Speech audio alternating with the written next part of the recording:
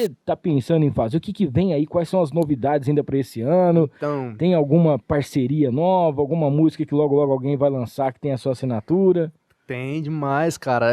A gente, depois da Colecionador de Porquês, antes de lançar Colecionador de Porquês, a gente tinha vários projetos de tipo, vamos lançar o DVD e já vamos pensar em algo mais, tipo um single, por exemplo, com uma Sim. participação e tal. Só que a Colecionador de Porquês tá impressionando a gente. Ela Sim. surpreendeu de uma forma gigantesca, assim. Ela viralizou no TikTok.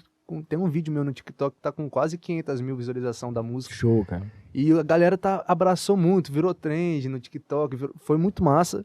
Então a gente falou, opa, vamos dar uma segurada nisso aqui e tal. Só que já tem umas músicas selecionadas tem umas músicas selecionadas.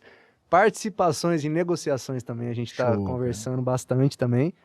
E do lado, o Igor compositor, tem bastante música vindo aí, se Deus quiser. No novo DVD da Yasmin Santos, vem 4 composições novas, inéditas, que a gente escreveu. A Juliette vai gravar uma música minha, com participação. Que show, muito cara. massa, que velho. legal. É uma participação muito fera, vocês vão gostar demais da conta. Vem mais 3 músicas no DVD do Vitor e Luan também, no novo DVD agora que eles vão gravar. Cara, que legal. Então tem bastante coisa ainda, tem bastante coisa massa. Vocês vão gostar bastante, vocês vão gostar. E aí, gostou desse corte? Então não esqueça, se inscreva no canal, ative as notificações, dá aquele like e compartilha pra todo mundo. O link para o episódio completo tá aqui embaixo. É só clicar e assistir.